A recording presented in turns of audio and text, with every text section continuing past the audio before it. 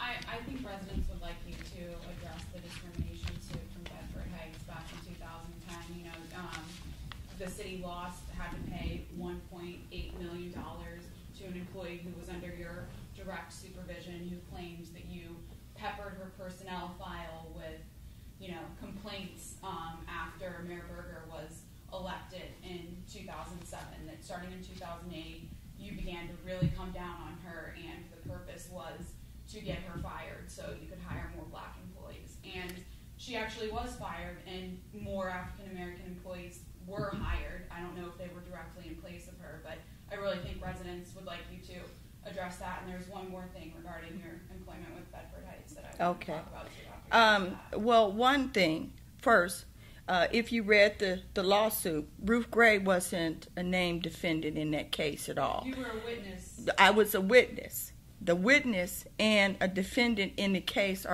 is not the same thing. I was asked to come in and to testify over a half-a-day period of time. She was an employee of the city, but the case had to do primarily with violation of FMLA and medical discrimination case. That was medical leave? Yes. She was terminated with the attorneys terminated her, and she filed a lawsuit as a result of that. Now, most often, according to what the attorneys have said to me, a lot of times attorneys for plaintiffs in this case will come back and put additional things in there to help feed the case. But the case had nothing to do primarily with racial discrimination. It had to do with her disability benefits and wrongful termination, and that's why she filed the lawsuit. So, without going into a lot of detail, I would say I did the best I can. Did I discriminate against her? No. In terms of the employment, I hired residents. Not so much because of their color of their skin, but because I firmly believe that residents of the community who have a vested interest in the community that they live should have the opportunity to work there.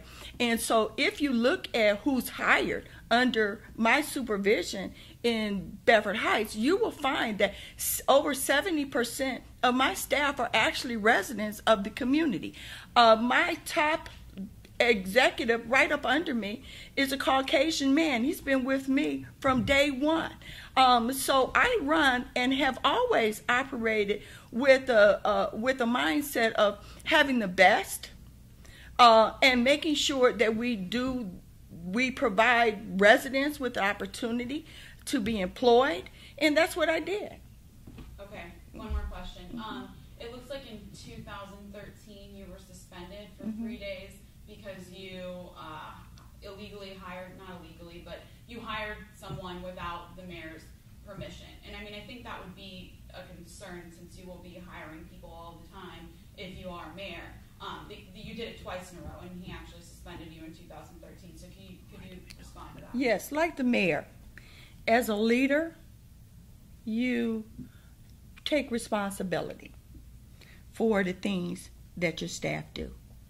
And in this instance, when you read the letter that the mayor wrote, he made it very clear that at the end of the day, whether I did it or whether somebody else did it, he expects for the director of that department to be responsible and to ensure that it is corrected. And you're absolutely right. It was a mistake that was made, and I owned up to it.